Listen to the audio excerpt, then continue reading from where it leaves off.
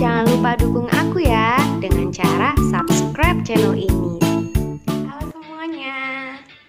Di video kali ini aku bakal cerita ke kalian tentang cerita-cerita aku bagaimana aku bisa mendapatkan beasiswa-beasiswa yang selama ini aku cari.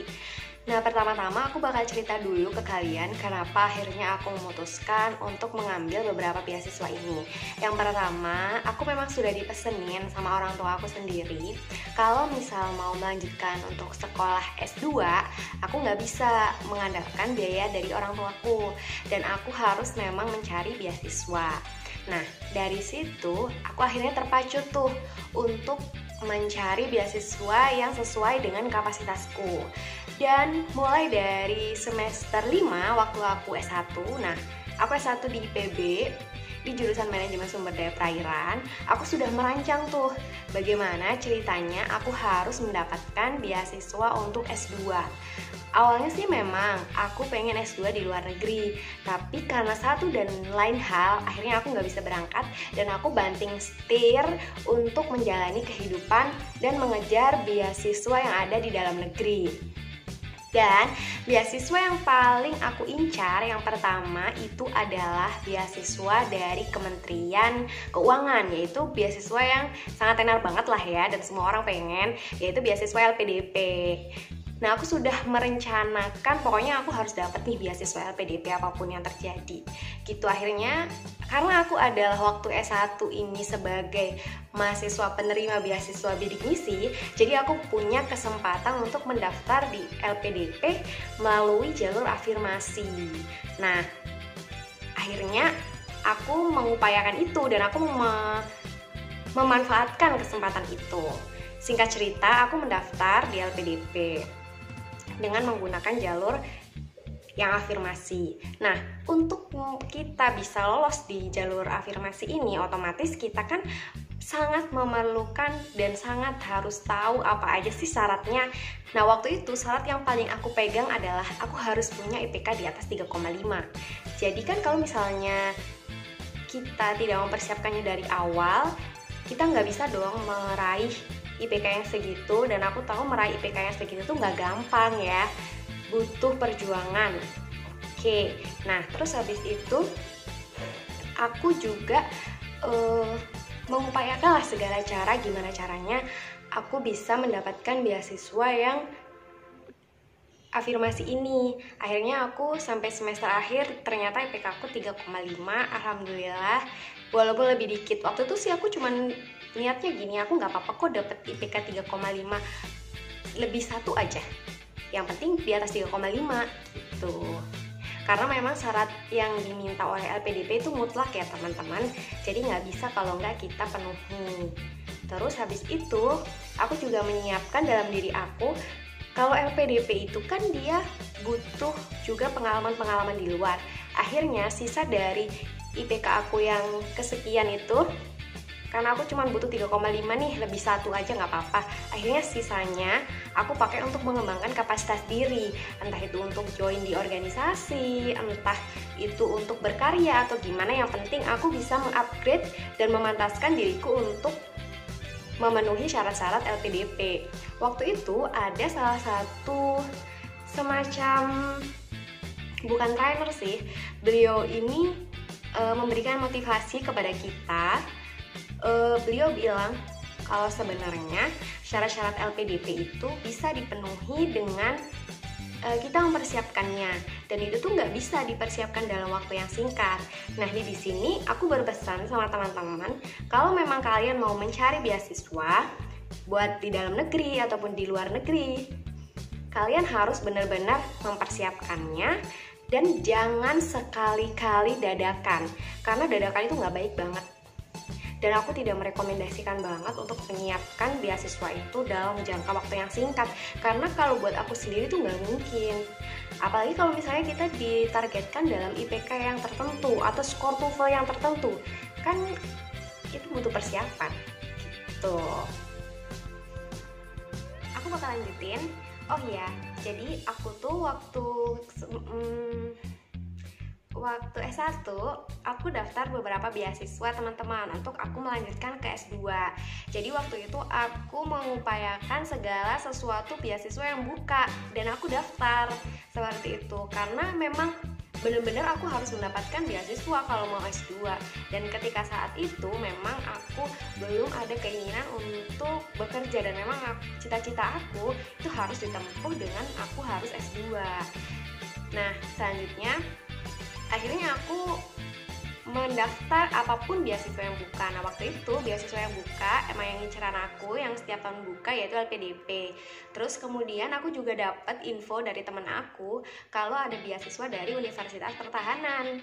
Dan waktu aku lihat background dan jurusan yang ada di Universitas Pertahanan ini ternyata ada yang sedikit nyambung dengan jurusan aku. Dan aku memberanikan diri untuk melamar beasiswa di Universitas Pertahanan. Nanti aku juga bakal cerita bagaimana cara untuk mendaftar di Universitas Pertahanan. Dan beasiswa yang ketiga yang aku daftar juga untuk melamar yaitu beasiswa PMDSU. Beasiswa PMDSU ini adalah beasiswa yang dari Kementerian Riset dan Teknologi Tinggi atau biasanya disebutnya itu Dikti gitu teman-teman. Beasiswa ini namanya PMDSU. Beasiswa ini nggak cuma S2, jadi kalian juga bisa dapat S3-nya langsung dalam kurun waktu 4 tahun. Memang beasiswanya ini agak wow sekali ya kalau menurut aku. S2 dan S3 hanya ditempuh dalam waktu 4 tahun. Nah, aku juga bakal cerita nanti ke kalian kisah aku melamar beasiswa PMDSU ini. Nanti aku bakal kasih ceritanya terpisah ya teman-teman biar kalian nggak bingung. Aku juga bakal cerita beasiswa LPDP aku, gimana ceritanya dan kelanjutannya. Aku juga bakal cerita beasiswa Unhan. Aku juga bakal cerita beasiswa PMDSU. Dan dari ketiga beasiswa ini sebenarnya beasiswa mana yang aku terima dan beasiswa mana yang aku ambil gitu. Apa yang buat aku gagal, apa yang buat aku berhasil, aku juga bakal cerita ke kalian. Terus juga aku berpesan buat sekalian nih yang sekarang lagi mencari beasiswa. Kalian memang mencari beasiswa itu bukan suatu hal yang mudah ya. Menurut aku sendiri mencari beasiswa itu butuh perjuangan. Dan aku waktu itu benar-benar di masa transisi dari S1 ke S2 itu benar-benar membutuhkan apa ya, aku melihat teman-teman aku udah pada kerja, teman-teman aku udah megang uang sendiri, sedangkan aku masih nggak jelas, beasiswa juga belum keterima di mana. Akhirnya waktu itu aku nyari kerja paruh waktu yang ya pokoknya bisa lah menghidupi aku sendiri gitu, yang setidaknya aku nggak terlalu membebankan orang tua. Dan itu aku jalani selama hampir setahun. Dan aku juga pokoknya aku berjuang lah. Maksudnya aku memang kalau punya keinginan, aku juga karena emang aku mau, jadi gimana pun caranya aku harus mewujudkan itu. Dan alhamdulillahnya aku diberikan jalan gitu. Terus buat kalian teman-teman, kalau yang mau nyari beasiswa, jangan pernah kalian itu menyerah dan jangan pernah merasa gagal. Karena kalau menurut aku sendiri mencari beasiswa itu ya memang harus terus dicari sampai kalian itu nemu. Dan pasti nemu kalau terus mencari, percayalah. Karena kalau menurut aku sendiri memang kalau hal-hal yang seperti itu, seperti cita-cita ataupun keinginan kita, kalau bukan kita lagi, siapa lagi yang mau mewujudkan? Kalau bukan kita yang berusaha, siapa lagi yang mau mengusahakan? Jadi memang apapun keadaan kalian sekarang, kalau kalian nggak diterima di universitas, kalian juga nggak usah bersedih, cepat move on, dan kalian harus cari jalan yang lain. Aku juga waktu itu ketika aku mau memutuskan aku nggak usah kuliah di luar negeri untuk S2-nya, aku juga langsung ya sudahlah, aku di dalam negeri aja. Mungkin memang rezekinya di sini gitu.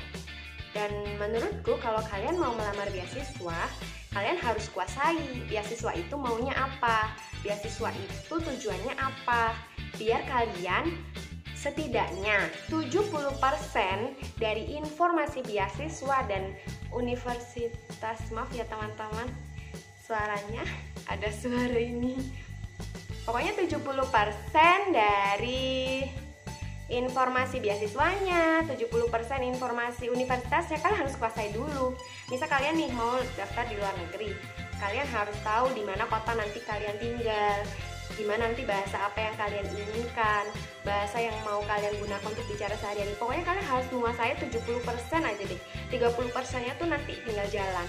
Itu insya Allah kalian tuh bakal bisa mendapatkannya gitu ya.